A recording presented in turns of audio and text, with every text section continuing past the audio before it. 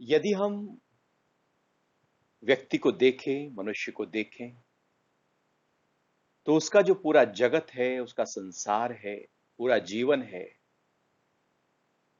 जिसके आधार पर खड़ा है, वो जगत का आधार अहंकार है।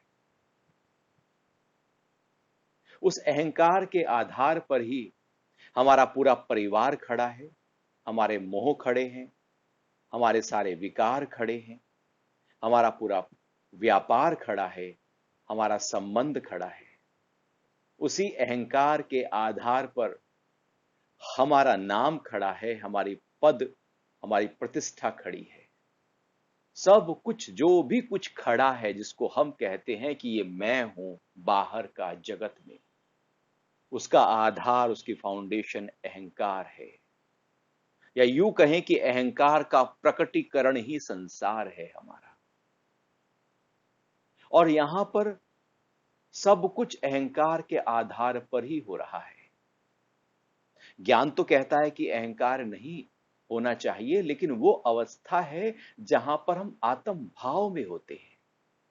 लेकिन जब हम जगत में पूरा व्यापार और फैलाव कर रहे होते हैं, तो उसका आधार अहंकार होता है।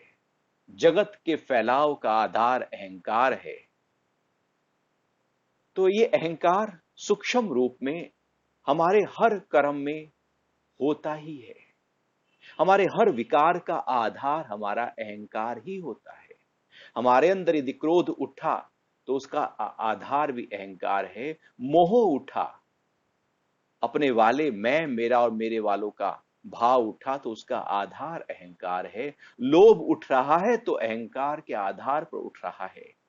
पद और प्रतिष्ठा का जो फैलाव का भाव उठ रहा है, वो भी अहंकार के आधार पर उठता है। बाहर जो भी कुछ है, वो सब अहंकार के आधार पर, या यूं कहें कि हम पूरा जीवन इस ही अहंकार के आधार पर जीते हैं, जिसपे हमारा पूरा वजूद बाहर का खड़ा है। वो हमारे लिए बहुत महत्वपूर्ण हो जाता है। हर व्यक्ति उसी आधार पर जीवन जी रहा है, इसलिए उसके लिए उसका जो अहंकार है वो बड़ा महत्वपूर्ण है। या यूं कहें, उसके लिए उसका जो सम्मान है वो बड़ा महत्वपूर्ण है। जैसे मन में सुख और दुख होता है, बुद्धि में लाभ और हानि होती है, ऐसे ही अहंकार में मान और अपमान होते हैं। जीवन में सुख दुख आए, उतना हलचल नहीं होगी। कभी लाभ हो जाए, नुकसान हो जाए, उतनी हलचल नहीं होगी जितनी ज्यादा हलचल अपमान की होगी। अपमान से बढ़कर जीवन में कोई भी हलचल हो नहीं सकती। दुनिया के आज तक जितने भी युद्ध हुए हैं, वहां पर कहीं ना कहीं, किसी ना किसी रूप में, किसी ना किसी का अपमान किया गया था। द्रौपदी ने जब दुर्योधन का अपमान किया, तो महाभारत का युद्ध खड़ा हो गया। किसी का धन छीन लो, वो भूल जाएगा। अपमानित करने पर व्यक्ति भूलता नहीं है। एक बहुत बड़ा कर्म हमारे द्वारा बन जाता है जब हम किसी के सम्मान की तरफ अंगुली उठाते हैं या उसको हिलाते हैं। वो अपना हो या पराया, गरीब हो या अमीर हो, बहुत छोटा हो या बड़ा हो, हम यदि किसी के सम्मान पर जरा सी भी ठेस लगाते हैं, तो वो एकदम हिलने लगता है। क्योंकि सारा वजूद उसका उस ही सम्मान के आधार पर खड़ा है। जिस आधार पर जगत खड़ा होता है, यदि वो वजूद ही हिल जाए, तो वो पूरे जगत में तहस नहस करने की तरफ उतारू होने लगता है। इसलिए व्यक्ति का जो पूरा बिखरापन है, वो उस ही अपमान के आधार पर प्रकट होता है, और कोई आधार नहीं है। नुकसान में व्यक्ति दुख में जा सकता है, लेकिन अपमान में तहस नहस करने लगता है, क्योंकि उसे लगता है कि जिस जमीन पर मैं खड़ा हूं, वो जमीन ही हिल रही है। तो जमीन जब हिल रही है, तो उसका पूरे का पूरा शरीर हिलने लगता है। तो जो भी उसके संबंध है, व्यापार है, परिवार है, विकार हैं, जो उसका फैलाव है, वो सबको बिखेरने की तरफ चलने लगता है, क्योंकि उसका सम्मान हिला है। और व्यक्ति को हम यदि कुछ पैसा दें, किसी तरह से उसकी मदद करें, वो शायद वो भूल जाएगा। लेकिन यदि किसी का अपमान कर दें तो वो अपमान हमेशा याद रखा जाता है। किसी की मदद करें और अपमान के भाव से मदद कर दें तो वो मदद भूल जाएगा, अपमान याद रह जाएगा, क्योंकि वजूद ही उसके आधार पर खड़ा है। तो जिसके आधार पर व्यक्ति का पूरा जगत खड़ा होता है, उसको जितना हो सके सम्मान देना चाहिए। यदि किसी को भी अपना बनाना हो तो धन से शायद ना बना पाएंगे, लेकिन उसको सम्मान देकर हम पराये को भी अपना बना सकते हैं। और किसी को दूर करना हो तो शायद हम और किसी कारण से ना कर पाए, लेकिन अपमान से उसको दूर, बहुत नजदीक व्यक्ति भी उसका यदि सम्मान नहीं किया जा रहा है तो दूर होने लगता है। बिल्कुल साथ रहते हुए व्यक्ति, चाहे वो काम करने वाले लोग हों, यदि उसका किसी भी रूप में अपमान किया गया है तो वो अपमान अपने अंदर रख लेता है, और मौका आने पर वो उसके अंदर ही वो चलता रहता है। हमने उसको कितना दिया वो भूल जाएगा, लेकिन अपमान याद रखेगा, क्योंकि वही रजिस्टर्ड होता है, क्योंकि अहंकार के बहुत नजदीक चित्त बह रहा है, जहां पर सारे कर्म रजिस्टर्ड होते हैं। तो यदि किसी को हमने अपमान जरा सा भी किया है तो वो याद रखेगा, और वो कर्म उसका भी बन रहा है और हमारा भी बन रहा है। तो इसलिए एक हमारा प्रयास, एक कोशिश ये रहती है हमेशा कि हम किसी के भी सम्मान में जरा सी भी अपने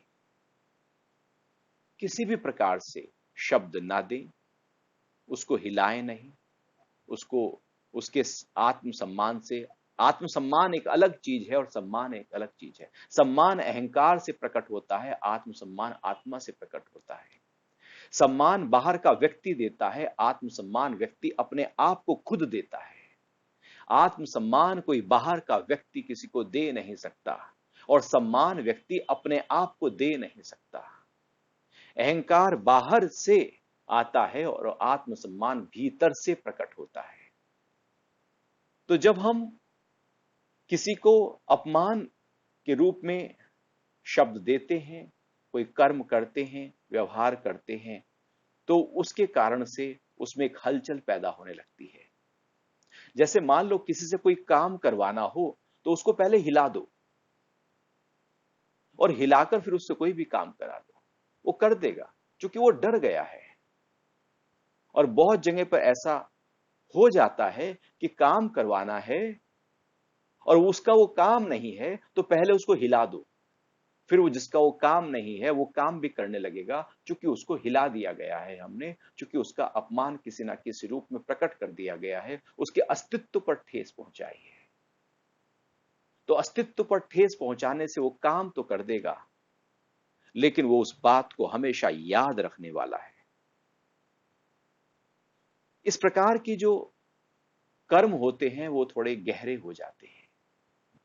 इसलिए सबका सम्मान, सबका आदर बड़ा महत्वपूर्ण हो जाता है अध्यात्म के पथ पर,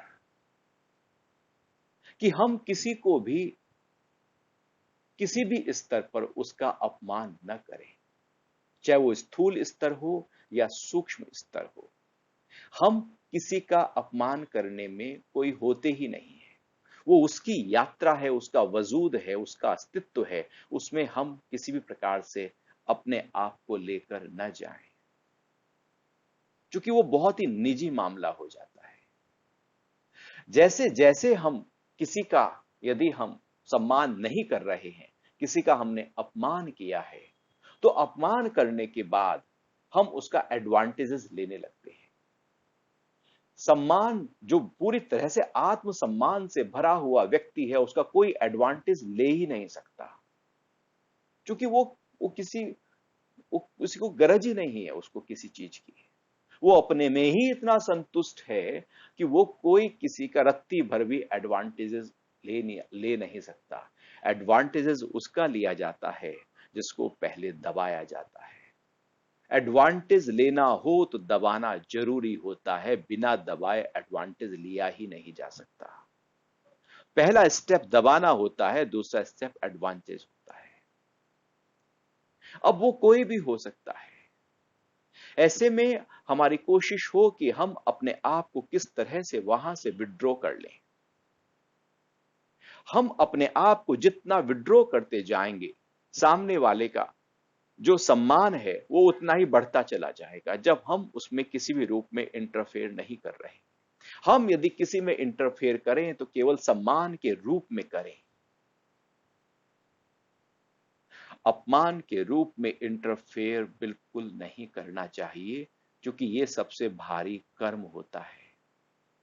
और जैसा मैं पहले भी बात कर रहा हूं कि सारे युद्ध का आधार यही है, सारे झंझट सारे क्लेश का आधार केवल यही है, और घर में अलगाव का आधार यही है, सब बिखेरने का आधार केवल अपमान है। तो हम एक दूसरे के सम्मान को हमेशा बढ़ाने की कोशिश करनी चाहिए। ऐसा नहीं कि एक ही दूसरे का सम्मान करता रहे, दूसरा भी पहले का उतना ही सम्मान करे जितना पहला दूसरे का सम्मान कर रहा है। जैसे लखनऊ में एक नजाकत है, पहले आप और पहले आप, इतना सम्मान किया जा रहा है, भाषा में ही सम्मान है। यदि उर्दू भाषा को देखो तो वहां सम्मान है, संस्कृत भाषा को देखो तो वहां बहुत सम्मान है। सम्मान सामने वाले के अंदर जो उसका आत्म सम्मान है उसको और ताकत देता है। हम उसको सम्मान देते हैं, उसका आत्मविश्वास और आत्म सम्मान और बढ़ता है। हमारी कोशिश, चूंकि हम सब अध्यात्म पथ पर हैं, अध्यात्म पथ पर आगे बढ़ते जा रहे हैं, तो योगी की उन्नति जो भगवान गीता में कहते हैं वो सम्मान की ही बात है, कि एक दूसरे का उसमें ताकत देते हुए, बल देते हुए, मजबूती देते हुए दोनों ही अध्यात्म की यात्रा पर आगे बढ़ जाएंगे।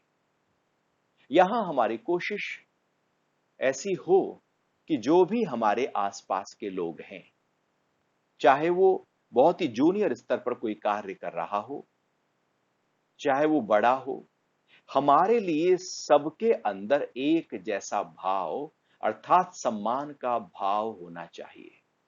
कोई छोटा है तो उसके लिए मैं अपमान कर सकूं, ये भाव हो ही ना,